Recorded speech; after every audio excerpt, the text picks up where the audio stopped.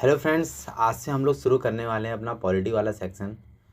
तो जो लोग भी पॉलिटी पढ़ने वाले हैं या जिन्होंने पहले भी पॉलिटी पढ़ी है वो लोग अपना रिवीजन कर सकते हैं, और जो पहली बार पढ़ रहे हैं उनके लिए गोल्डन चांस है एक तरह से। क्योंकि इन क्लासेस के अंदर हम लोग बहुत ही एनालिटिकली पढ़ेंगे, यानी कि हम बहुत ज़्यादा एनालिसिस करेंगे और उतना ही पढ़ेंगे जितना हमारे लिए जो है इनफ है। यानी कि न तो एक्स्ट्रा चीज़ें हम लोग फालतू की चीज़ें पढ़ेंगे, यानी कि कोई अगर एक्ट आया तो किस चीज़ में आया, ठीक है, घोड़ा गाड़ी से आया किसी और चीज़ से आया, ये सब चीज़ें फालतू की चीज़ें होती हैं। ये सब चीज़ें हमें पढ़नी भी नहीं होती हैं और आप ना ही पढ़ते होंगे ये सब चीज़ें, राइट। तो हमें पता कैसे लगेगा कि हमें क्या पढ़ना है और क्या छोड़ना है? आप सीधी सी बात है, हम एनालाइज किस चीज़ से करते हैं अपने यूपीएससी एग्ज़ाम को? हमारे पास दो चीज़ें होती हैं, राइट। हमारे पास कितनी चीज़ें होती हैं? दो चीज़ें होती हैं। एक हमारे पास सिलेबस है और एक है हमारे पास क्या, प्रीवियस ईयर क्वेश्चंस।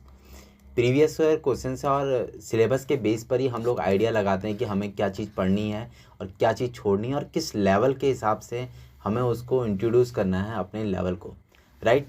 तो अब हमारे पास PYQs हैं और हमारे पास क्या है, सिलेबस है, ठीक है। सिलेबस और PYQ को बेस बनाकर हम लोग अपनी प्रिपरेशन करते हैं, और उसी प्रिपरेशन के दौरान हम लोग कई बार अप होते हैं, कई बार डाउन होते हैं, कई बार अप होते हैं, कई बार डाउन होते हैं। ऐसा सभी के साथ होता है ना, रिलेट कर पा रहे हैं आप चीज़ों को? तो वही चीज़ है, मैं उन्हीं सब चीज़ों को ध्यान में रखते हुए ऐसा पॉलिटी पढ़ेंगे ना इस बार कि बस एक बार पढ़ दिया बात ख़त्म। ये नहीं कि एक बार पढ़ रहे हैं फिर दूसरा वीडियो देख रहे हैं, फिर दूसरी बार क्लासेस कहीं और से देख रहे हैं, फिर सब पढ़ने के बाद सोच रहे हैं कि कोचिंग भी ज्वाइन कर लेते हैं, कोचिंग ज्वाइन करके फिर कुछ समझ में नहीं आ रहा है, फिर भटक रहे हैं। तो ऐसे भैया नहीं होती प्रिपरेशन, ठीक है। आप लिख के ले लो, कुछ आपको उसमें रिजल्ट नहीं मिल पाएगा। आप कितना ही इनपुट डाल लो, आउटपुट हमेशा वहीं पर आप कंसिस्ट एक जगह पर रुक जाएंगे। आपको एक जगह पर रुकना नहीं है, इसीलिए हम जो आज से शुरुआत कर रहे हैं। पॉलिटी वाला सेक्शन पता होगा आपको, 15 से 20 क्वेश्चन पर ईयर, 15 से 20 क्वेश्चन पर ईयर आपको जो है प्रीलिम्स में मिलते हैं। यूपीएससी की मैं स्पेसिफिकली बात कर रहा हूँ, ठीक है। 15 से 20 क्वेश्चन आपको प्रीलिम्स से मिल रहे हैं और आपको एक डेडिकेटेड पेपर मिलता है, एक डेडिकेटेड पेपर मिलता है GS पेपर 2 का, ओके। आपको पॉलिटी एंड गवर्नेंस को लेके इंटरनेशनल रिलेशन का पोर्शन भी वहाँ पर रहता है, वो सब भी हम लोग कवर करेंगे। अभी हम पॉलिटी वाले सेक्शन को कवर करते हैं, राइट। आज से हमारी ये जर्नी शुरू हो रही है। और हाँ, बहुत सारे लोग नए होंगे इस वीडियो के अंदर, राइट, बहुत सारे लोग तो जो मुझे जानते भी नहीं होंगे, उन्होंने मुझसे पढ़ा भी नहीं होगा पहले। तो यार आप लोगों से मैं इतना ही कहना चाहूँगा, एक बार बस ये क्लास देख लो। अगर आपको लगता है ना कि ये बंदा सही से चीज़ों को इंट्रोड्यूस कर पा रहा है, ये सच में जो है आपको कुछ दे रहा है, कुछ आपको रिसीव हो रहा है मुझसे, देन आप ज्वाइन कीजिए। अदरवाइज एक वीडियो आपको देखने की ज़रूरत नहीं है मेरी, बिल्कुल टाइम वेस्ट मत कीजिए। बहुत सारे ऑप्शंस आपके पास हैं, यूट्यूब है, बहुत ढेर ऑप्शन पड़ा है, आप कहीं पर भी जाकर इससे बेटर ऑप्शन का लाभ ले सकते हैं, ठीक है। तो आप लोगों का, जो लोग यहाँ पर अभी तक रुके हुए हैं, यानी कि सच में उन्हें शायद चेक करना है मुझे, तो यार चैनल को सब्सक्राइब कर दीजिएगा। अभी नहीं, वीडियो देख लेना, अपने दोस्तों को भी शेयर करना। नया चैनल है, पुराने चैनल के साथ कुछ दिक्कतें हो गई थी, शायद मैंने लास्ट वीडियो में बताई थी ये बात। तो कोई नहीं, आप लोग हैं ना, तो मेरी अंदर भी उम्मीदें हैं, ठीक है। तो आज से हम लोग शुरुआत करते हैं, राइट। तो हम लोग देख लेते हैं, एक बार थोड़ा सा समझते हैं पॉलिटी के बारे में। हमें मतलब जो है, हम सिलेबस वगैरह पर चर्चा नहीं करेंगे, ठीक है, कि सिलेबस क्या है क्या नहीं है, वो सब चीज़ें चर्चा होंगी। आपको ऑलमोस्ट लोगों को पता होगा, राइट, कि सिलेबस क्या चीज़ है, उसके लिए डेडिकेटेड वीडियो आ जाएगा, तो no problem with that, okay. तो अभी हम लोग समझते हैं कि जो चीज़ें हम लोगों ने पढ़नी है किस तरह से पढ़नी है। तो हमारा फर्स्ट चैप्टर जो है ना, कॉन्स्टिट्यूशन, जब हम पढ़ते हैं पॉलिटी के अंदर जब हम कॉन्स्टिट्यूशन को पढ़ते हैं तो उससे पहले हम कॉन्स्टिट्यूशनल डेवलपमेंट देखते हैं। ये कॉन्स्टिट्यूशन बना कैसे भाई, राइट, एक कॉन्स्टिट्यूशन जैसी अवधारणा आई कहाँ से? तो इन चीज़ों को हम समझते हैं। भारत के कॉन्स्टिट्यूशन के बारे में हम लोग पढ़ते हैं, यानी भारत का जो संविधान है उसके बनने की प्रक्रिया, यानी कि ये बनाया किसने? हम लोगों ने बनाया, ठीक है। कब बनाया? 1946 से शुरुआत होती है और आपके 1950 में जाकर 26 जनवरी 1950 में जाके ये इनेक्ट होता है, यानी प्रभावशाली होता है एक तरह से, या लागू होता है कह सकते हैं, 26 जनवरी 1950 को, राइट। तो ये इतनी लंबी बनने की प्रक्रिया है, यहाँ पर ये बनता है कितने, 2 साल 11 माह 18 दिन लग जाते हैं, ऐसा आप लोगों ने सुना होगा, राइट। तो इतना टाइम लगा इस कॉन्स्टिट्यूशन को बनाने के लिए, कितने सारे आइडियाज़ हैं इसके अंदर, कितने सारे लोगों ने इसको मिलकर बनाया है, राइट। और इस सोच के पीछे कितने देशों से हमने संविधान को बहुत सारे यानी मोर देन 60 कंट्रीज़ के संविधान को हमने पढ़ा, एनालाइज करा, देन हमने अपने कॉन्स्टिट्यूशन को लिखा है, राइट। समझ रहे ना इस चीज़ को। तो बहुत सारे आइडियाज़ मिलेंगे। ये संविधान हमें ऐसे पढ़ना है लाइक हम देश के एक नागरिक हैं, हम एक सिटीजन है देश के, तो हमें उस सिटीजन होने के नाते पढ़ना है, न कि हमें यूपीएससी तो एक सिर्फ क्या है, जरिया है। आपको यूपीएससी क्या है, सिर्फ और सिर्फ एक जरिया है उस चीज़ को लेके। इस बात को आपको हमेशा हमेशा नोट करना है। तो अब हम सबसे पहले देखेंगे हिस्टोरिकल बैकग्राउंड, यानी कि हमारा जो कॉन्स्टिट्यूशन है वो किस तरह से बनना शुरुआत हुआ। हिस्टोरिकल बैकग्राउंड यानी हिस्ट्री देखनी है हमें, कुल मिलाकर हिस्ट्री देखने की कोशिश करें। हिस्ट्री आप में से ज़्यादातर लोगों ने पढ़ी होगी, नहीं भी पढ़ी है तो कोई बड़ा हेडेक नहीं है, ठीक है। हिस्ट्री भी पढ़ेंगे हम लोग, जब हिस्ट्री पढ़ेंगे तो हिस्ट्री को तब देखेंगे, लेकिन अभी हम जितना हमें समझना है, जितना हमें जानना है हिस्ट्री को, उतना हम लोग जान लेते हैं, ओके। तो कोई इतना बड़ा इश्यू नहीं है, ओके। तो ठीक है, ये देखो हिस्ट्री में अभी हम लोग चलते हैं किसकी, कॉन्स्टिट्यूशन की हिस्ट्री में जाने से पहले समझते हैं। अब मैंने बताया 1950 में हमारा कॉन्स्टिट्यूशन जो है इनेक्ट हुआ, यानी इनेक्ट यानी कि प्रभावशाली हुआ, यानी लागू हुआ, ठीक है। तो जब हमारा कॉन्स्टिट्यूशन लागू हुआ तो उससे पहले भी तो कोई होगा ना, यहाँ पे हमें आज़ादी मिली 1947 में, राइट। 1947 में आज़ादी मिली, इससे पहले कौन था हमारे यहाँ पे, अंग्रेज थे ना, इंग्लिश थे यहाँ पर, ठीक है, ब्रिटिशर्स थे यहाँ पे। तो ब्रिटिशर्स से पहले कौन था यहाँ पर, मुगल्स थे। मुगल्स से पहले कौन था यहाँ पर, ठीक है, मुगल से पहले कौन था, दिल्ली सल्तनत चलता था यहाँ पर, ठीक है। आप देखते होंगे यहाँ पर खिलजी वंश, तुगलक वंश, ये सब आपने पढ़ा होगा, राइट। उससे पहले कौन था, खिलजी वंश से पहले बहुत सारे स्थानीय शासन थे, ठीक है। उससे पहले गुप्ताज वगैरह सब आपने पढ़े होंगे। तो ये होती है हिस्ट्री, ओके। ये है हिस्ट्री, और हमें हिस्ट्री पढ़नी है किसकी, अपने कॉन्स्टिट्यूशन की। देखो कॉन्स्टिट्यूशन, हम ब्रिटिशर्स की बात करते हैं, सबसे पहले हम यूरोपियंस की बात कर लेते हैं, हल्का फुल्का आइडिया ले लेते हैं, राइट। यूरोपियंस में ही आपके इंग्लिश भी हैं, यूरोपियंस में ही आपके पुर्तगाली हैं, और उसके बाद कौन है, देखो हम एक क्रम देख लेते हैं पहले। 1498 में आपके एक बंदा आता है, वास्को डी गामा, ठीक है, कालीकट में आता है, ठीक है। ये बंदा जो है पहला यूरोपीय था जिसने क्या करा, जो समुद्री मार्ग है, नए समुद्री मार्ग को खोजता हुआ जो भारत में पहुंचा, ठीक है, कालीकट। तो ये जो बंदा यहाँ पर आया, तो यानी ये यूरोपियन था एक, ओके। और एक क्या था, पुर्तगाली था। तो पुर्तगाली आए, उसके बाद पुर्तगालियों के बाद धीरे धीरे कौन आए, जब पता लग गया भैया रास्ता है एक जाने के लिए, तो और भी आए। उसके बाद डच आए आपके, ठीक है, डच आते हैं। डच के बाद आपका कौन आता है, डच के बाद इंग्लिश आते हैं, ब्रिटिशर्स आते हैं। उनके बाद कौन आते हैं, डेन आते हैं भैया, डेन के बाद फ्रांसिस आते हैं, ओके। फ्रांसीसी लोग आते हैं 1664 के अंदर। और ये जो इंग्लिश है वो कब आते हैं आपके, 1600 में इनकी कंपनी बनती है, 1608 के अंदर ये लोग इंडिया आ जाते हैं। तो होता क्या है, ये क्या करते हैं स्टार्टिंग में, सिर्फ और सिर्फ अपने ट्रेड पर ध्यान देते हैं। क्या करते हैं, ये लोग ट्रेड के लिए आए होते हैं। ट्रेड इनका यानी कि व्यापार करना इनका मकसद होता है। एक मकसद और था इनका, अपने जो धर्म का प्रचार करना, यानी जो इनका ईसाई धर्म था उसको प्रमोट करने के लिए आए थे, ठीक है। बट इनका जो दिखावटी मकसद था वो क्या था, सिर्फ और सिर्फ ट्रेड करना इनका प्रायोरिटी मकसद था, ओके। इतनी बात समझनी है आपको। देन उसके बाद आपको क्या समझना है, सबसे ज़्यादा इंपॉर्टेंट बात है, अभी ये लोग कॉमर्शियल हैं, ओके। यहाँ पर इन्होंने क्या 1611 के अंदर इन्होंने सूरत के अंदर एक यहाँ पर अपना एक कारखाना खोल लिया। कारखाना कुछ नहीं, गोदाम टाइप के होते थे, राइट। 1613 के अंदर इन्होंने क्या करा, इन्होंने एक मसूलीपट्टनम में एक और खोल लिया। ऐसे अपनी इन्होंने यूनिट्स बढ़ाई, धीरे धीरे यूनिट्स इंक्रीज करते चले गए ये लोग। उसके बाद धीरे धीरे ये क्या करे, यूनिट्स अपने अधिकारों को मांगते रहे। यहाँ पर राजा बैठते थे, मुगल राजा थे, स्थानीय राजा भी थे, ये इनसे अपने अधिकार मांगते थे। कुछ पैसा ये लोग देते थे, राजा जो है इनको अधिकार देता था। लेकिन कुछ क्या होगा, जब अधिकार बहुत ज़्यादा मिलने लग जाएंगे और एकदम से कम हो जाएगा अधिकार मिलना, तो क्या होगा, ये लोग भी क्या कहेंगे, भैया क्यों नहीं दे रहे हो। फिर इनको क्या होगा, इनको जब लगेगा कि हमारे साथ क्या हो रहा है, अब कुछ फंस रहा है पेज, तो यहाँ पर पेज फंसता है, इस तरह का पेज फंसता है, और कॉन्फ्लिक्ट शुरू हो जाते हैं दोनों के बीच में। दोनों के बीच में क्या हो जाता है, यानी कि ब्रिटिश कंपनी और जो राजा है उनके बीच में कॉन्फ्लिक्ट शुरू हो जाते हैं, चाहे वो स्थानीय तौर पे हो चाहे वो सेंट्रल तौर पे हो। कॉन्फ्लिक्ट जब क्रिएट होते हैं तो क्या होगा, वॉर होगा, सीधी सी बात है। तो इसी का परिणाम हमें दिखता है कहाँ, 1757 के अंदर आप देखते हैं प्लासी का एक वॉर होता है। कौन सा वॉर होता है, प्लासी वॉर होता है, राइट। ऐसे ही हम देखते हैं 1764 के अंदर हमें क्या दिखता है, बक्सर दिखता है। बक्सर का युद्ध होता है ना, वॉर ऑफ बक्स, ठीक है, बक्सर का युद्ध होता है। उसके बाद क्या होता है, इसी वॉर का नतीजा होता है, यहाँ पर इसी वॉर का नतीजा है कि क्या होती है, इलाहाबाद की संधि होती है। इलाहाबाद की संधि हमें देखने को मिलती है, राइट। इलाहाबाद की संधि जो होती है वो कब होती है?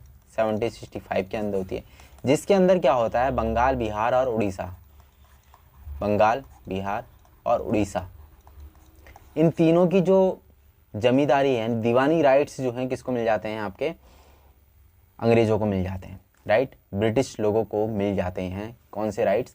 दीवानी, यानी वहाँ से राजस्व लेने के जो अधिकार हैं वो उनको मिल जाते हैं। इतनी बात आप लोगों को समझ में आई? अब मेरी बात आप ध्यान लो, उससे सुनिएगा। यानी कि अब देखो क्या है, जो ब्रिटिशर्स आए थे क्यों आए थे? ट्रेड करने के लिए आए थे। अब क्या कर रहे हैं भाई? वहाँ से राजस्व भी ले रहे हैं, यानी टैक्स ले रहे हैं। आपके घर में कोई आया, ठीक है भैया, आपने मेहमान था वो आपके लिए, जब तक मेहमान था ठीक है आप खिला पिला रहे थे, लेकिन उसने कहा नहीं, अब तो मैं यहाँ रह रहा हूँ, आपके घर में आया हूँ एज ए मेहमान, लेकिन आप मुझे पैसा भी दोगे, आप मुझे पैसा भी दोगे। समझ रहे ना बात को? ऐसा ही इन्होंने किया। इन्होंने ऐसा किया तो क्या हुआ? जब इन्होंने ऐसा कहा कि हाँ मुझे पैसा भी दोगे, तो यानी कि आप पैसा दे रहे हो उसे, तो कोई ना कोई तो आपकी भी मजबूरी होगी ना, तभी तो आप पैसा दे रहे होगे। ऐसा तो है नहीं कि आप ऐसे ही पैसा देने लगे, नहीं देने लगोगे ना। तो उसी मजबूरी की वजह से, उसी मजबूरी का फ़ायदा उठाते उठाते इन अंग्रेज़ों ने क्या करा? नोचना शुरू कर दिया। शोषणकारी बन गए ये लोग, ठीक है। और इतना शोषण करा इन्होंने, इतना शोषण करा, 1770 के टाइम पर यहाँ पर बंगाल के अंदर एक बहुत बुरी आपातकालीन स्थिति पैदा हो जाती है। भुखमरी जैसी स्थिति पैदा हो जाती है बंगाल के अंदर, और 1 करोड़ से ज़्यादा लोग उस टाइम पे खाली भुखमरी से मर जाते हैं। इन्होंने इतना आतंक मचाया हुआ था। यानी कि जब मजबूरी क्या थी, अब मजबूरी उस टाइम में क्या थी? मजबूरी यही थी कि भैया युद्ध हारे थे, बक्सर का हार गए, प्लासी का हार गए, तो संधि करनी थी। संधि करी तो क्या हुआ? वहाँ के राइट्स मिले। राइट्स मिले तो इन्होंने ज़बरदस्ती अंग्रेज़ों का जो है इन्होंने टैक्स बढ़ा दिया, और एकदम भ्रष्टाचार हो गया यहाँ पर, करप्शन एकदम हाई लेवल पे था। और रिजल्ट क्या इसका? इसका रिजल्ट ये कि 1770 के अंदर एक बहुत बड़ी आपदा आती है, भुखमरी आती है, और उसकी वजह से क्या होता है? 1 करोड़ से ज़्यादा लोग भुखमरी के शिकार होकर अपनी ज़िंदगी खो देते हैं, राइट। तो इसी के सामने, इसी के अपोज करते हुए, इसी के अपोजिशन में 1773 के अंदर ब्रिटिश पार्लियामेंट पहली बार कंपनी को रेगुलेट और कंट्रोल करने के लिए एक बिल को पास करती है। उसी को कहते हैं रेगुलेटिंग एक्ट 1773, जिसे हमें नेक्स्ट स्लाइड में जिसे हम देखेंगे, राइट। ये रहा। इतनी बात आप लोगों को समझ में आई? अगर आई तो यार एक थम्स अप बनता है ना, थम्स अप कीजिए, यानी कि वीडियो को लाइक कीजिए, कमेंट करके बताइए कि हाँ लगा अच्छा। ओके, तो अभी हम लोग आगे बढ़ते हैं। अभी हम लोग एक अलग पॉइंट पे आप लोग चलते हैं, हमारी मेन क्लास यहाँ से स्टार्ट होती है, राइट। हमने बहुत चीज़ें बात करी। हमने बात करी कि हमारे पास 2 सोर्सेज हैं भैया, PYQ है, सिलेबस है, हमें पढ़ना कैसे है, हमें उसी को ध्यान रखते हुए पढ़ना है। फालतू चीज़ें नहीं पढ़नी है, बहुत कम भी नहीं पढ़ना है। UPSC है, आपकी अच्छी खासी खींचतान करता है आपके दिमाग की, राइट। तो 1773 का ये एक्ट है, ओके। ये रेगुलेटिंग एक्ट है। फर्स्ट टाइम ये जो है ब्रिटिश पार्लियामेंट ने इसको रेगुलेट करने के लिए पहली बार जो एक्ट लेके आई थी, 1773 रेगुलेटिंग एक्ट है, वो याद रखिएगा। उसके बाद जो अगला एक्ट आता है पिट्स इंडिया एक्ट है। पिट्स इंडिया एक्ट से पहले एक एक्ट है यहाँ पर, एक्ट ऑफ सेटलमेंट कहते हैं उसे, ठीक है। संशोधन अधिनियम है, एक्ट ऑफ सेटलमेंट 1781, ओके। यहाँ पर उसके बाद पिट्स इंडिया एक्ट आता है। पिट्स इंडिया एक्ट में होता है क्या? ये एक्ट क्यों आ रहे हैं बार बार? इस एक्ट है, कोई भी चीज़ अपने आप में सर्वसंपन्न नहीं होती, सर्वसंपन्न नहीं होती। तो 1773 में कुछ ना कुछ खामियां होंगी ना भाई, तो उसी खामियों को दूर करने के लिए आया 1781। 1781 में भी कुछ खामियां रही होंगी, पूरा नहीं हो पाया होगा, या क्या हो सकता है ब्रिटिश पार्लियामेंट के दिमाग में नए आइडियाज आए होंगे, या हो सकता है कि गवर्नर जनरल ने कुछ अपने अधिकारों को बढ़ाने के लिए पेशकश की होगी पार्लियामेंट के सामने। तो इन्हीं वजह से तो आएंगे ना। ऐसा तो है नहीं कि उनको शौक लगा हुआ है यार नहीं इस बार कुछ ना कुछ लिख के भेजते हैं पत्र, नो, ठीक है। यानी कि इसमें ब्रिटिश पार्लियामेंट के अपने हित छुपे हुए थे। हर एक्ट के अंदर कुछ ना कुछ आपको उनके प्रॉफिट्स को ध्यान में रखते हुए एक्ट बनाए जाएंगे, ओके। तो पिट्स इंडिया एक्ट है। पिट्स इंडिया एक्ट के बाद आपको मिलेगा चार्टर एक्ट ऑफ 1813। 1813 से पहले आपको एक और चार्टर एक्ट दिखेगा यहाँ पर, उस एक्ट को भी आप लिख लीजिए यहाँ पर, चार्टर एक्ट ऑफ 17 1793, ठीक है। 4 चार्टर एक्ट आए थे, याद रखना, 1793, 1780 और 1833 एंड 1853। ओके, क्या क्या बोले मैंने, 1793, 1813 एंड 1833 एंड 1853, ये 4 एक्ट आए थे और चारों ही चार्टर एक्ट थे। चार्टर एक्ट क्यों थे, क्यों कहते हैं इन्हें चार्टर एक्ट, मैं आपको इसी क्लास के अंदर बताने वाला हूँ, थोड़ा सा सब्र करो। ओके, तो अभी देखो ये चार्टर एक्ट हैं, समझ लिया हमने। अब सीधा चलते हैं यहाँ रेगुलेटिंग एक्ट 1773 की तरफ, ठीक है। तो देखो 1773 के अंदर यहाँ पर कंपनी जो है क्या करती है, first steps to control and regulate the affairs of the East India Company in India, यानी कि फर्स्ट एक्ट, याद रखिएगा, क्वेश्चन पूछ लेगा आपसे 1773 से पहले का भी कोई एक्ट उठा के दे सकता है, बिल्कुल कंफ्यूज नहीं होना है। पहली बार जो एक्ट ब्रिटिश पार्लियामेंट ने इंट्रोड्यूस किया था इंडिया के अंदर ईस्ट इंडिया कंपनी को रेगुलेट करने के लिए, वो यही एक्ट था, रेगुलेटिंग एक्ट ऑफ 1773। ओके, तो फर्स्ट एक्ट था, एक चीज़ आपको ये याद रखनी है। एंड उसके बाद आपको ये याद रखना, as per this act governor of Bengal was made the governor general of Bengal. Okay, governor general of Bengal, यानी कि इससे पहले क्या होता था, इससे पहले क्या होता था, यानी कि 1773 से पहले गवर्नर ऑफ बंगाल बोला जाता था, गवर्नर ऑफ बंगाल बोला जाता था। उसके अलावा 2 प्रेसिडेंसी और थी, गवर्नर, ये बंगाल प्रेसिडेंसी थी, बंगाल के अलावा मद्रास प्रेसिडेंसी थी, मद्रास के अलावा एक और प्रेसिडेंसी थी, वो थी बॉम्बे, ठीक है। Presidency of Bombay, presidency of Madras and presidency of Bengal, उनमें सबसे बड़ी जो टेरिटरी थी वो कौन सी थी, बंगाल थी, ठीक है। उसी को लेकर वहाँ पर राइट्स भी मिल गए थे ना आपको, आप राजस्व वहाँ पर से इकट्ठा कर सकते हो, तो इसीलिए यहाँ पर को लेकर एक ज़्यादा इसको प्रायोरिटी दी गई, इसलिए आप देखेंगे इसी को जो है ज़्यादा सुपीरियर बनाया गया। नहीं तो बंगाल गवर्नर तो और जगह भी है ना, governor of Madras, governor of Bombay, लेकिन आप देखेंगे यहाँ पर क्या होगा, अभी देखोगे आप तो जो वो असिस्ट करेंगे अब इसको, राइट, तो ये चीज़ भी हम लोग आगे देखेंगे। तो गवर्नर ऑफ जो बंगाल है was made the governor general of Bengal, ठीक है, गवर्नर ऑफ बंगाल को क्या बना दिया, गवर्नर जनरल ऑफ बंगाल बना दिया गया। एंड ये चीज़ याद रखिएगा, Warren Hastings was the first governor general of India, first governor general of India, ये थोड़ा सा यहाँ पर मिसप्रिंट हुआ है, ठीक है, गवर्नर जनरल ऑफ बंगाल है ये, governor general of Bengal Warren Hastings. This act made governors of Bombay and Madras subordinate to the governor of Bengal. मैंने कहा था ना, क्या कहा था मैंने, यही कहा था कि जो गवर्नर ऑफ बॉम्बे है, गवर्नर ऑफ मद्रास है, वो किसके सबऑर्डिनेट हो गए, अब गवर्नर ऑफ बंगाल के हो गए, देखो यही तो लिखा है ना।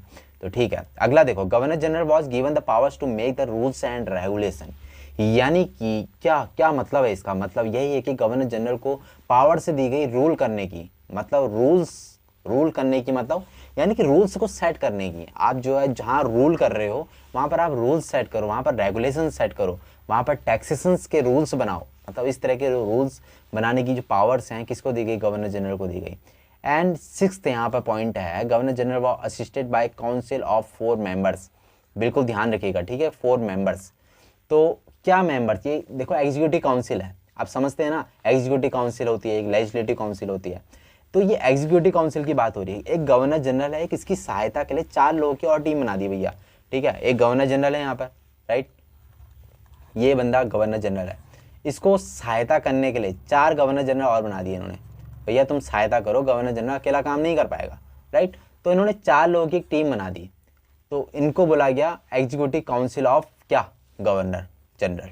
Okay, governor general had to follow the orders of the director to the company, यानी कि ये मतलब है इसका, गवर्नर जनरल को फॉलो करना होगा किसका ऑर्डर, डायरेक्टर ऑफ कंपनी।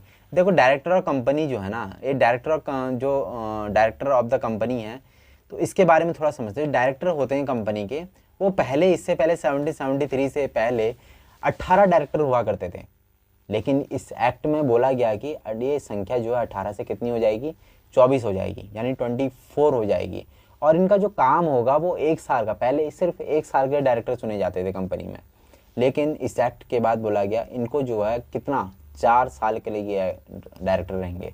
क्यों रहेंगे 4 साल के लिए, सवाल आना चाहिए ना, सवाल 4 साल के लिए इसलिए रहेंगे भैया क्योंकि आप देखोगे यार, एक साल में अगर प्रधानमंत्री बदलते रहे हम लोग तो क्या स्टेबिलिटी आ पाएगी, नहीं आ पाएगी। इसलिए एक कंसिस्टेंसी बनाने के लिए, स्टेबिलिटी को डेवलप करने के लिए यहाँ पर जो है इन्होंने कॉन्सेप्ट को डेवलप किया। इन्होंने कहा ठीक है, डायरेक्टर्स की जो है हम पोस्ट को क्या करते हैं, 4 साल के लिए होल्ड रखेंगे।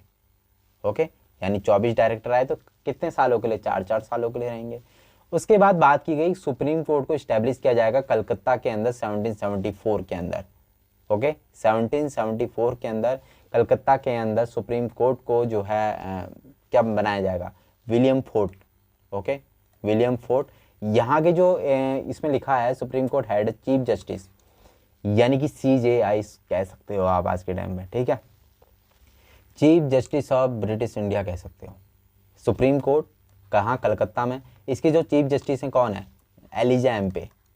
Okay, Elijah Impey. इसके अलावा 3 जज हैं, वो उसको असिस्ट करेंगे, 3 जज असिस्ट करेंगे। कौन कौन है वो 3 जज, उनको नोट कर सकते हो आप। अगर आप नोट कर रहे हो तो बहुत अच्छी बात है यार, नोट करते रहा करो, क्योंकि नोट छोटे छोटे नोट्स बनाया करो, ये बहुत ज़्यादा काम आएंगे आपके जब क्विक रिवीजन करोगे ना आप लोग उस टाइम पे, ठीक है। तो पहला यहाँ पे लिख देते हैं स्टीफन, ठीक है, स्टीफन। दूसरा है चैम्बर, दूसरे जज हैं उनका नाम है क्या, chamber. And third is John hide. Okay, John hide. बहुत ज़्यादा मिक्स हो गया है ना, कोई नहीं यार, अगली स्लाइड में एक बार और लिख दूंगा मैं, ठीक है। मैंने बोले 3, एक आपके क्या है, मैंने ये बोला कि एक है आपके एलिजा एम्पे, इसके साथ में 3 लोग और हैं, ठीक है, 3 लोग और हैं। कौन कौन से हैं भैया, पहले हैं आपके स्टीफन। ओके, स्टीफन है, चैम्बर हैं, and third one is John hide. Okay, तो ये चीज़ हो गई। इसके अलावा जो काउंसिल की बात हुई थी वो काउंसिल भी आप नोट कर लीजिए। उस काउंसिल में कौन कौन से मेंबर थे, जो गवर्नर जनरल ऑफ बंगाल है, गवर्नर जनरल ऑफ बंगाल। कौन है governor general of Bengal, governor general of Bengal है वॉरेन हेस्टिंग्स, ठीक है, हेस्टिंग्स। इसके अलावा गवर्नर जनरल के जो हेस्टिंग्स की एक वो है एग्जीक्यूटिव काउंसिल है, उसमें भी 4 मेंबर, वो 4 मेंबर कौन कौन से हैं उनको भी नोट कर लीजिए। एक है क्लेवरिंग, दूसरे हैं वॉरवेल। कौन है, वॉरवेल, नोट कर लीजिए, वॉरवेल, क्लेवरिंग। एक है आपके मांसल, एंड है मांसल, वॉरवेल, और एक है फ्रांसिस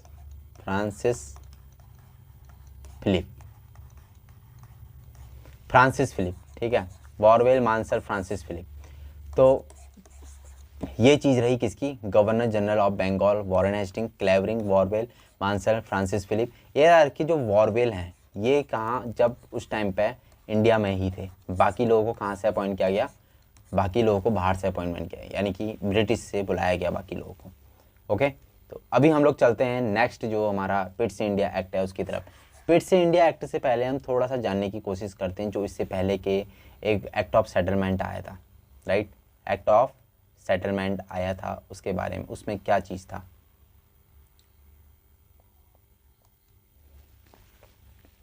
एक्ट ऑफ सेटलमेंट में क्या करा गया है ना, जो सर्वोच्च सुप्रीम कोर्ट था, ये सुप्रीम कोर्ट, ठीक है, यानी विलियम फोर्ट जो था वहाँ पे सुप्रीम कोर्ट, जिसपे एलिजा एम्पे चीफ जस्टिस थे।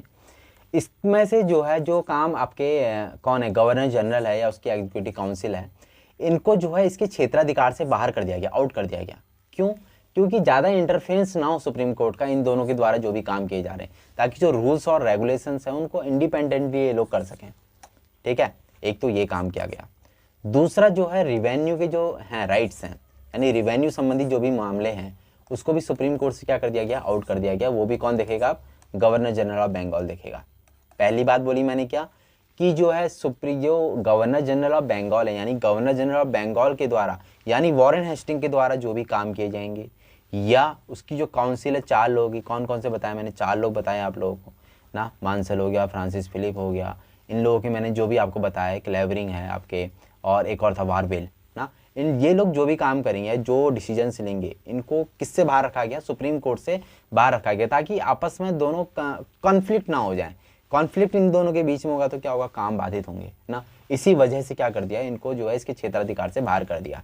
इसके अलावा जो रिवेन्यू राइट्स हैं, यानी रिवेन्यू से रिलेटेड जो भी मुद्दे हैं उसको भी सुप्रीम कोर्ट से बाहर कर दिया गया, यानी उसका जो क्षेत्राधिकार है वो उससे आउट कर दिया गया।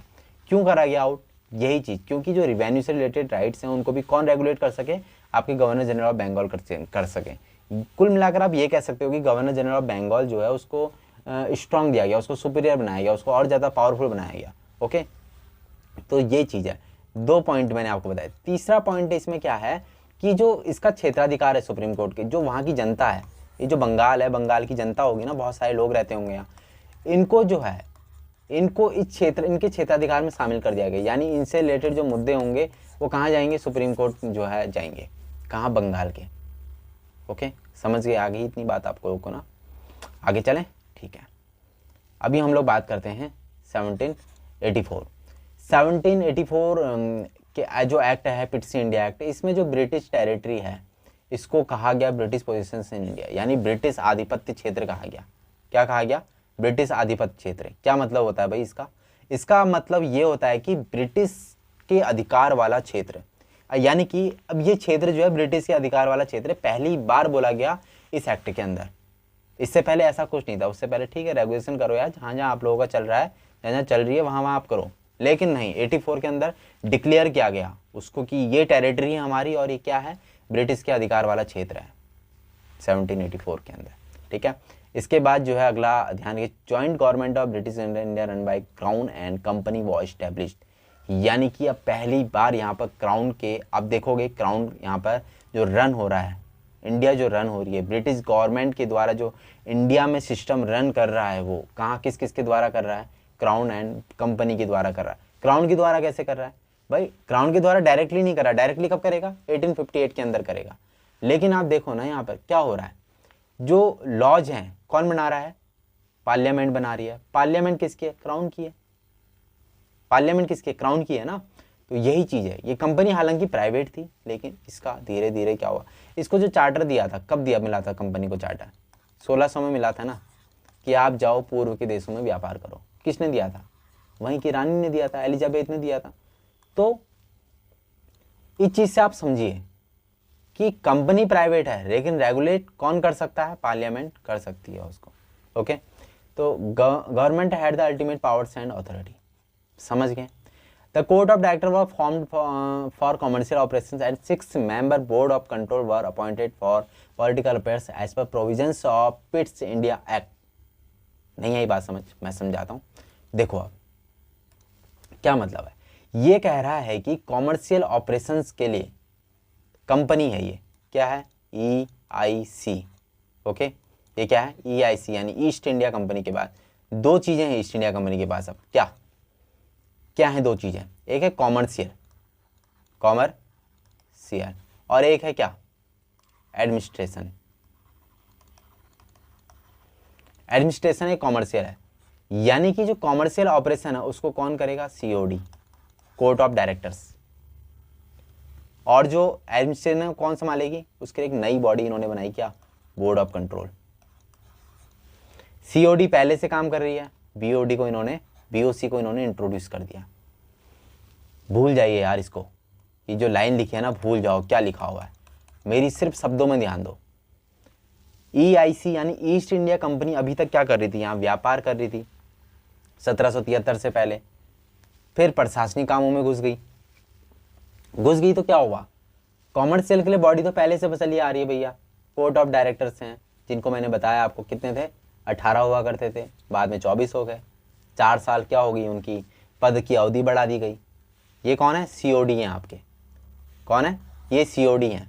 18 से 24 कर दिया, जो है पदावधि कितनी हो गई आपके, 4 साल हो गई।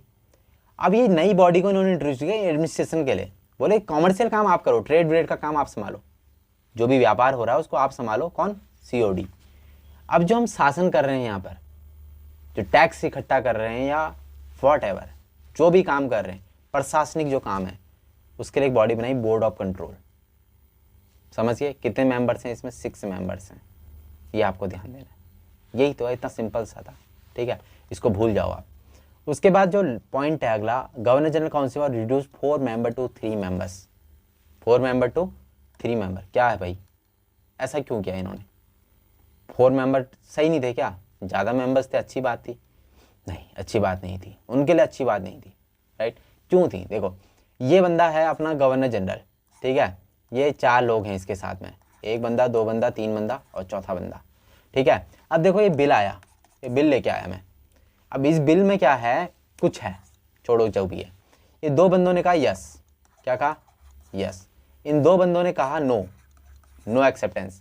तो 2 वोट इसको क्या मिल गए, यस के मिल गए, 2 मिल गए नो के। अब भैया करें क्या, 2-2 वोट, बिल ऐसा ही पड़ा रह जाएगा, राइट। तो इन्होंने एक को हटा दिया, बोला नहीं 4 नहीं है, हमें 3 ही चाहिए, तीनों को मैंडेटरी है वोट करना। तो अब क्या रुकेगा, या तो 2 लोग मना करेंगे, या 3 लोग मना करेंगे, 1 लोग मना करेंगे, तीनों ही केस में बिल क्या होगा, पास या रिजेक्ट हो जाएगा। इसीलिए इन्होंने कहा कि भैया देखो 4 से 3 कर दो, और 4 से 3 हुआ था कब, 1884 के अंदर, 1784 के अंदर, सॉरी। तो इतनी बात आप लोगों को समझ में आई। आई होप आपको चीज़ें समझ में आ रही होंगी, अगर आ रही है ना यार तो देखो समझ रहे हो ना, लंबा साथ चाहिए यार, साथ निभाना है लास्ट तक, साथ निभाना साथिया। ओके, तो बिल्कुल अभी आगे बढ़ते हैं हम लोग अपने इसी मिशन की तरफ। And this one is charter act of 1813। इससे पहले मैंने बताया कि एक और एक्ट था, चार्टर एक्ट। हाँ, एक चार्टर एक्ट और था, वो कौन सा एक्ट था वो देख लेते हैं। 1793 चार्टर एक्ट 1793। फ्री हैंड जो है ना, थोड़ा मेरी राइटिंग के साथ आपको इश्यू हो सकता है यार। बिल्कुल देखो, राइटिंग मैं बोल रहा हूँ ना एक चीज़ को, तो राइटिंग का कोई इशू नहीं होना चाहिए, लैंग्वेज का कोई इशू नहीं होना चाहिए। मैं कभी हिंदी लिखूंगा, कभी इंग्लिश लिखूंगा, कोई इशू नहीं होना चाहिए, क्योंकि आप यूपीएससी वाले बंदे हो भाई, आपको इंग्लिश और हिंदी दोनों पे कमांड होनी चाहिए। आपको ये शायद पता होगी ये बात, राइट। आपको जब पेपर देना है कंपलसरी 2-2 पेपर देने हैं, तो हिंदी इंग्लिश का तो कोई इश्यू होना ही नहीं चाहिए। इसीलिए मेरी क्लास जो है दोनों ही लोगों के लिए है, जो इंग्लिश मीडियम हो चाहे हिंदी मीडियम हो, दोनों ही लोग इसको सर्व कर सकते हैं।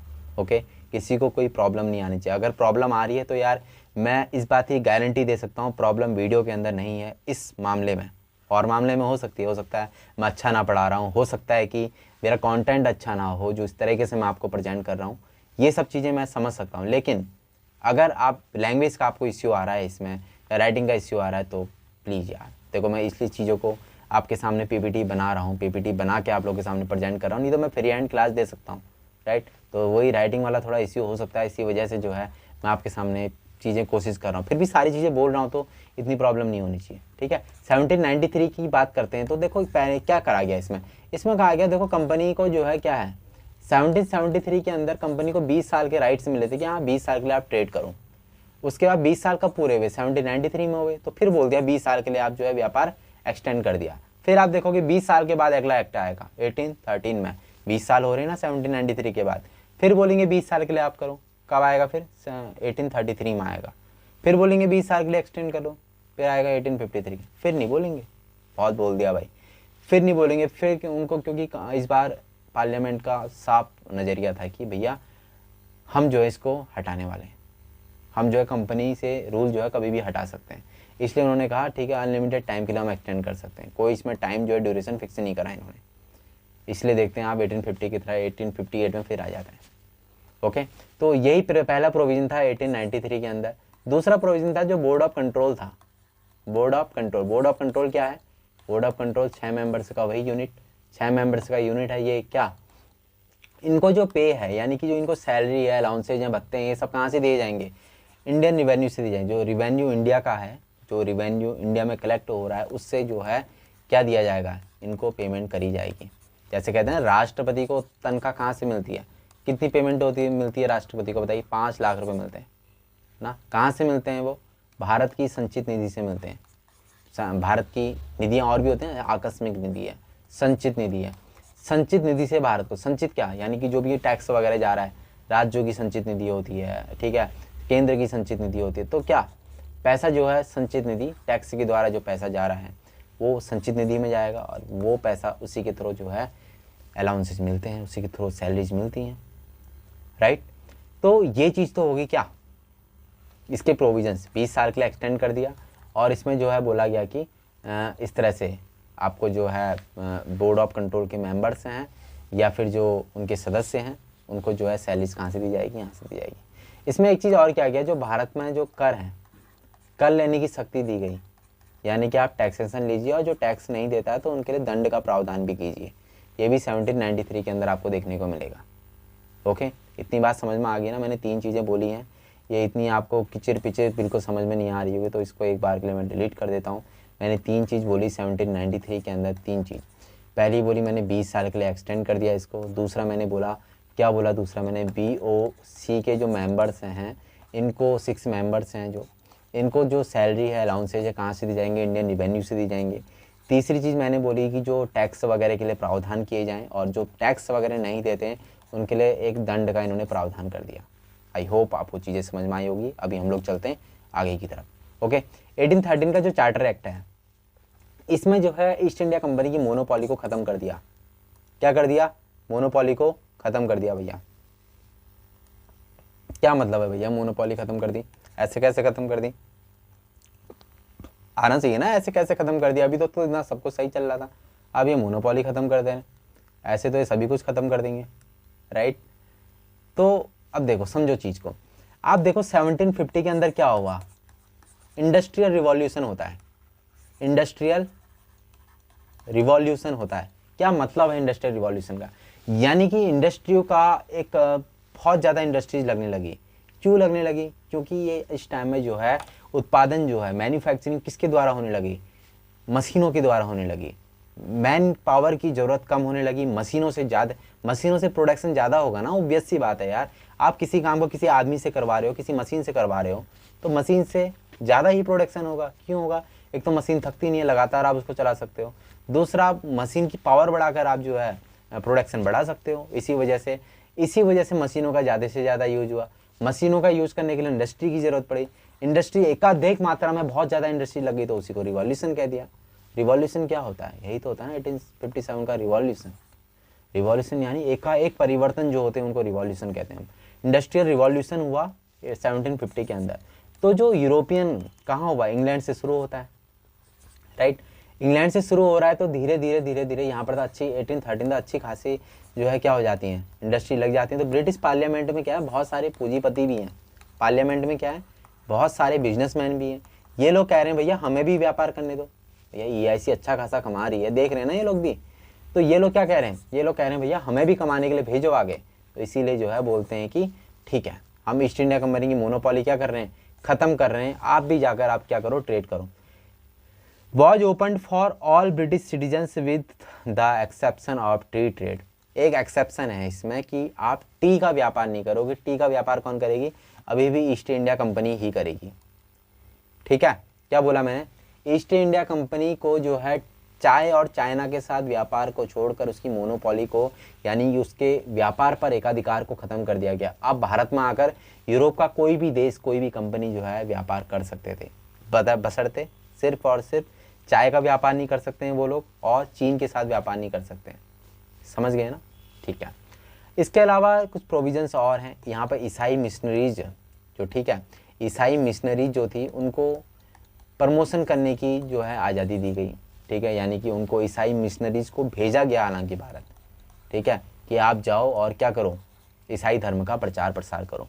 पहली बार, याद रखिएगा, पहली बार यहाँ पर ईसाई धर्म को प्रमोट करने के लिए ऐसा कुछ इन्होंने बिल में पास किया। फोर्थ, इन्होंने और क्या करा इस बिल के अंदर, ये याद रखिए, इन्होंने जो है एजुकेशन को लेकर 1 लाख रुपए का प्रावधान किया। हालांकि वो 1 लाख रुपए का यूज बहुत लंबे टाइम तक, बहुत डिकेज तक नहीं हो पाया। ठीक है, वो क्यों हुआ आगे बात करेंगे जब हम हिस्ट्री वाले सेक्शन में लेंगे, कि कुछ जो थे यहाँ पर क्या चाहते थे कि इंग्लिश को प्रमोट करना चाहते थे, कुछ इंग्लिश के साथ साथ इंडियन कल्चर की एजुकेशन को भी प्रमोट करना चाहते थे। विवाद बढ़ता चला गया, कोई सॉल्यूशन आया नहीं। ठीक है, इस वजह से 1 लाख रुपए पड़े जंग खा गया इसको। ठीक, तो ये चीज़ है, याद रखिएगा। 1 लाख ये एजुकेशन के लिए पहली बार पैसा यहाँ पर दिया गया। ईसाई मिशनरीज पहली बार यहाँ पर आई और मोनोपॉली ख़त्म कर दी गई पहली बार यहाँ पर। अब हम बात करते हैं अगले जो एक्ट है, चार्टर एक्ट, उसके बारे में।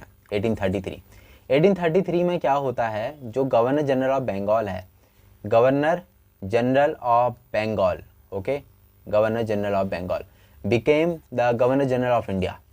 अब जो है अभी तक हमने 1773 से पहले क्या देखा? Governor of Bengal. 1773 के बाद देखा गवर्नर जनरल ऑफ बंगाल।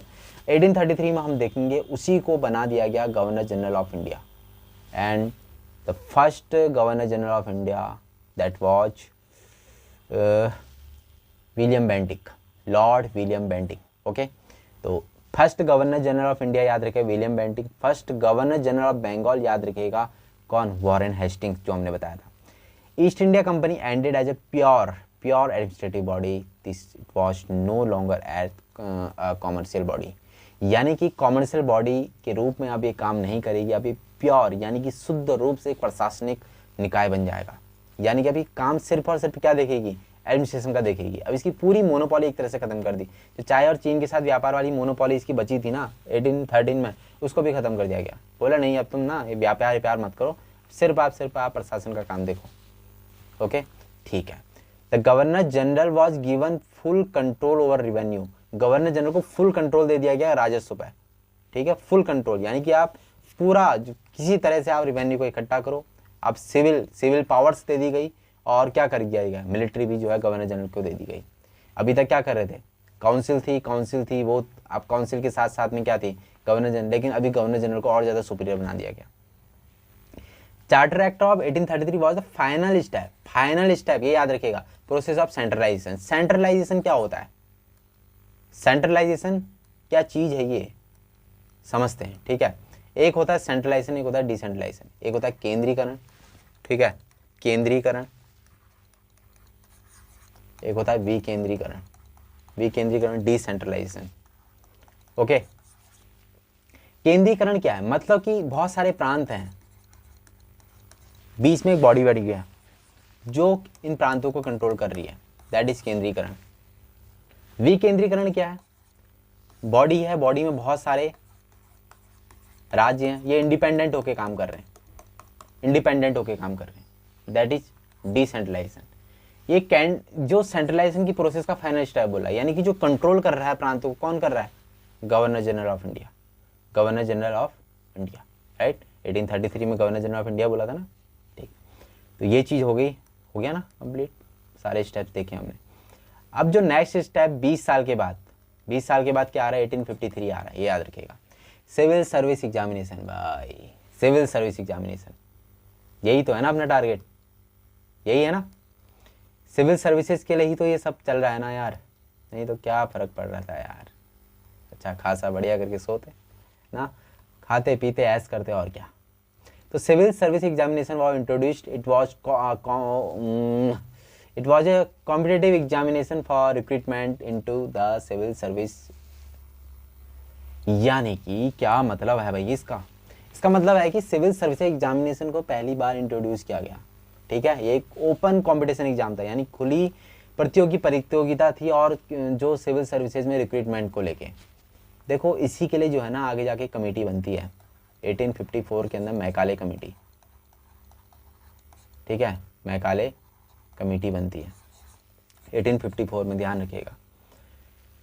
अगला जो पॉइंट है, executive and legislative functions of the governor general were separated. यानी कि जो गवर्नर जनरल के कार्यकारी यानी कि एग्जीक्यूट करने वाले और लेजिस्लेटिव फंक्शंस को पहली बार डिफ्रेंशिएट किया गया, पहली बार अलग अलग कर दिया कि भाई ये तुम्हारे क्या है एग्जीक्यूटिव फंक्शन है, ये तुम्हारे क्या है लेजिस्लेटिव फंक्शन है। पहले समझ ही नहीं आता था, सब काम मिक्स थे। ओके, अभी बोला गया नहीं तुम्हारे क्या है विधान, लेजिस्लेटिव मतलब समझ रहे हो ना, यानी कि कानून बनाने वाले अधिकार, एग्जीक्यूटिव मतलब उन कानूनों को जो बनाए हैं उनको लागू करने वाले अधिकार। ठीक है, तो अभी क्या कर दिया गया, दोनों को सेपरेट कर दिया गया। हाँ भैया ये लोग क्या करेंगे, कानून बनाएंगे, ये लोग एग्जीक्यूट करेंगे। इससे पहले कुछ नहीं था, वही कानून बना रहे थे, वही एग्जीक्यूट कर रहे थे, राइट। तो this act provide the addition of, एक चीज को बहुत अच्छे से समझना, addition of 6 new members to the legislative council, क्या मतलब है भाई, लेजिस्लेटिव काउंसिल यानी कि विधान परिषद। ओके, विधान परिषद एक पहली बार यहाँ पे एक टर्म हमारे सामने आती है। अभी तक हम एग्जीक्यूटिव काउंसिल सुन रहे थे, इससे पहले लेजिस्लेटिव काउंसिल जैसा कोई भी हमने अभी तक कॉन्सेप्ट नहीं देखा था। पहली बार लेजिस्लेटिव काउंसिल इंट्रोड्यूस हो रही है, यहाँ पे लेजिस्लेटिव काउंसिल इंट्रोड्यूस हो रही है पहली बार। उसमें नए कितने मेंबर आ गए, 6 मेंबर आ गए, नए क्या 6 ही मेंबर हैं। ओके, ये बोल रहा है कि काउंसिल के अंदर नए 6 मेंबरों को ऐड किया जा रहा है, उनमें से लेजिस्लेटिव पहली बार तो यहाँ पर डिफ्रेंशिएट हो रहा है ना, सेपरेट पहली बार हो रही है यहाँ पर। तो 6 मेंबर किस में आ गए, लेजिस्लेटिव काउंसिल में आ गए। उनमें से जो 4 मेंबर हैं कहाँ से अपॉइंट होंगे, provisional government of Bengal, Bombay, Madras and Agra. ठीक है, यानी कि बंगाल, बॉम्बे, मद्रास और आगरा से 4 जो प्रांतीय उनकी सरकारें हैं, वहाँ से 4 इनमें से अपॉइंट होंगे। ठीक है, और as per provisions of charter act of 1853 governor generals legislative council came to be known as central legislative council. यानी कि इसी लेजिस्लेटिव काउंसिल को आगे जाकर क्या कहने लगे, सेंट्रल लेजिस्लेटिव काउंसिल कहने लगे, केंद्रीय विधान परिषद। ओके, केंद्रीय विधान परिषद कहा जाने लगा इसी काउंसिल को, गवर्नर जनरल की लेजिस्लेटिव काउंसिल को। ओके, यानी कि केंद्रीय विधान परिषद को कुछ अलग मत समझिए, जो क्या है गवर्नर जनरल है, उसके क्या है एक आपके एग्जीक्यूटिव काउंसिल है, एक लेजिस्लेटिव काउंसिल है। जो गवर्नर जनरल ऑफ इंडिया की लेजिस्लेटिव काउंसिल है उसी को सेंट्रल लेजिस्लेटिव काउंसिल बोल रहे हैं। बिल्कुल भी इधर उधर कंफ्यूज नहीं होएगा, लेजिस्लेटिव काउंसिल अच्छा उसकी है कि उसके, दोनों एक ही है। Okay, central legislative council started functioning as a mini parliament, एक छोटी संसद के रूप में सेंट्रल लेजिस्लेटिव काउंसिल ने अपने फंक्शन को करना स्टार्ट। फंक्शन क्या है, कानून बनाना। It adopted the same procedure of the British parliament, same जो ब्रिटिश पार्लियामेंट की तरह काम करती थी। ओके, इतनी बात समझ में आई। 1853 में इसमें यह भी कहा गया कि हम जो आपके काम को अनलिमिटेड टाइम के लिए बढ़ा रहे हैं, यानी कि इसमें कोई टाइम नहीं दिया गया कि हम आपके काम को जो है, आपके जो अधिकार हैं, व्यापार के अधिकार हैं, क्योंकि यार क्यों नहीं बढ़ाया गया होगा सोच रहे हो आप, क्योंकि 1833 के अंदर ही उन्होंने कह दिया आप क्या हो, अपने व्यापार को छोड़ो, ठीक है, आप ध्यान दो किस पे, एडमिनिस्ट्रेशन पे ध्यान दो। फुली जो है एक कॉमन एडमिनिस्ट्रेटिव बॉडी बना दिया गया। तो आगे 1853 के अंदर ऐसा होना ही था। उन्होंने क्या करना था, इसके जो व्यापार है उसको क्या करना था, सस्पेंड करना था, और जो इसको जो है क्राउन के हाथ में जाना ही था। तो इसीलिए इन्होंने एक जो 20 साल वाली टर्म है उसको क्या कर दिया, इस बार नहीं ऐड किया। इसी में देखते हैं आप 1857 के अंदर जो रिवॉल्ट होता है, उसी रिवॉल्ट के बाद 1858 में एक जो एक नया आपके सामने एक्ट आता है, भारत शासन अधिनियम, ठीक है। तो वहाँ पर आप देखेंगे कि वहाँ पर हमें नई चीज़ देखने को मिलती है। वहाँ पर आपको जो गवर्नर जनरल ऑफ इंडिया उसको वाइसरॉय बना दिया गया। गवर्नर जनरल ऑफ इंडिया नहीं हटा, वो रहेगा, लेकिन एक ही आदमी है। वाइसरॉय भी, वाइसरॉय कब है, जब वो जैसे देसी रियासतें हैं उनके सामने जाएगा, तो as a representative of as a representative of crown, ठीक है। यानी कि जो शासन है कौन डायरेक्ट कर रहा है, वो क्राउन कर रहा है। इसलिए हम पढ़ते हैं, इसके बाद जो हम 1858 पढ़ेंगे या उसके बाद के जो भी एक्ट पढ़ेंगे वो हम क्राउन के अंदर पढ़ेंगे, क्राउन के अंतर्गत जो भारत शासन होता है उसके अंदर वो चीज़ को पढ़ेंगे।